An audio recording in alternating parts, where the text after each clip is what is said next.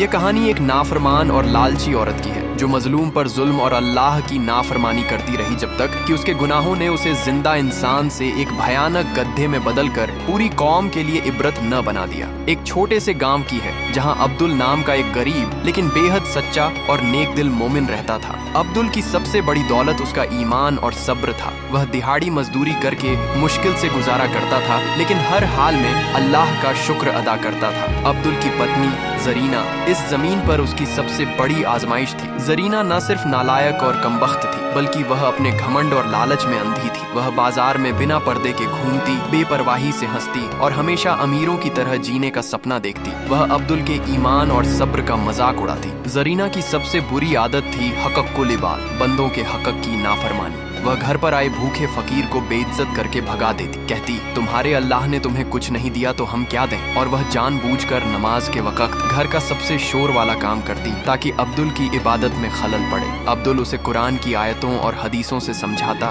زرینہ دنیا کی دولت عارضی ہے، اللہ کی رحمت اور غضب دونوں سچے ہیں، نافرمانی مت کرو ورنہ عذاب سخت ہوگا۔ زرینہ ہنس کر جواب دی، تمہارا اللہ تمہیں روٹی تو دے نہیں پایا، سزا کیا دے گا؟ مجھے تمہارا فقیری والا خدا نہیں چاہیے۔ یہ بات صرف عبدل کے کانوں تک نہیں پہنچی بلکہ دیواریں، زمین اور آسمان بھی اس نافرمانی کے گواہ بن رہے تھے۔ ایک دن گاؤں میں زبردست سوکھا پڑا، عبدل کو کام ملنا بند ہو گیا، گھر میں فاقے شروع ہو گئے۔ عبدل نے اللہ پر بھروسہ رکھا اور مسجد میں جا کر صدقہ جاریہ نیکی میں حصہ لینے لگا۔ اسی دوران زرینہ کا لالچ اپنی چرم سیما پر پہنچ گیا۔ گاؤں کے ایک امیر حاجی مراد جس نے سود کا کاروبار پھیلا رکھا تھا، زرینہ نے اس سے گپت روپ سے ملاقات کی۔ زرینہ نے اس سے کہا کہ اگر وہ اسے پیسے دے تو وہ اپنے پڑوسی حمید کی زمین کے کاغذات چرا کر اسے دے دے گی۔ حمید ایک بزرگ اور بے سہارا آدمی تھا۔ یہ صرف نافرمانی نہیں تھی، یہ امانت میں خیانت اور مظلوم پر ظلم تھا۔ حاجی مراد نے زرینہ کو سونے کے 2 سکے دی۔ زرینہ جب چوری کر کے لوٹی اور ان سکوں کو اپنے بستر کے نیچے چھپانے لگی تو ٹھیک اسی وقت باہر دروازے پر 3 بار زوردار دستک ہوئی۔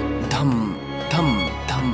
زرینہ ڈر گئی۔ اس نے دروازہ کھولا، باہر کوئی نہیں تھا، صرف ایک وشال گدھا کھڑا تھا جس کی آنکھیں عجیب طرح سے چمک رہی تھی۔ گدھے نے زرینہ کو گھورا اور دھیمی بھیانک آواز میں منشیہ کی طرح کہا، نافرمان۔ زرینہ چیخ کر اندر بھاگی۔ عبدل نماز پڑھ رہا تھا۔ اس نے آواز سنی اور پوچھا، کیا ہوا؟ زرینہ نے جھوٹ بولا کہ کوئی نہیں تھا۔ عبدل نے اسی رات زرینہ کو سمجھایا، زرینہ یہ شیطان کی چال ہے، اللہ تمہیں بار بار چیتاونی دے رہا ہے، گناہ مت کرو، قرض مت لو، حق کو لباد کی حفاظت کرو۔ لیکن زرینہ نے اس چیتاونی کو نظر انداز کر دیا۔ اگلی صبح زرینہ امیر آدمی کو حمید کی زمین کے کاغذات دینے جا رہی تھی۔ اس نے سب سے قیمتی اور تنگ کپڑے پہنے تھے تاکہ حاجی مراد کو لبھا سکے۔ وہ آئینے کے سامنے خود کو دیکھ رہی تھی اور اپنے حسن پر اترا رہی تھی۔ عبدل نے آخری بار اسے روکا، زرینہ خدا کے لیے رک جاؤ، کسی مظلوم کی زمین مت چھیننا، یہ سب سے بڑا گناہ ہے۔ زرینہ نے عبدل کو زور سے دھکا دیا جس سے وہ گر گیا۔ اس نے زمین پر گرے ہوئے عبدل کو دیکھ کر اللہ کی عبادت اور عبدل کی نیکی کا مذاق اڑایا۔ اس نے آسمان کی طرف دیکھ کر چنوتی دی، اگر تمہارا اللہ اتنا ہی طاقتور ہے تو مجھے روک کر دکھائے، میں وہی کروں گی جو میرا من کرے گا۔ وہ جیسے ہی گھر کے دروازے سے باہر نکلی، آسمان میں اچانک بادلوں کی گڑگڑاہٹ ہوئی۔ حالانکہ آسمان صاف تھا،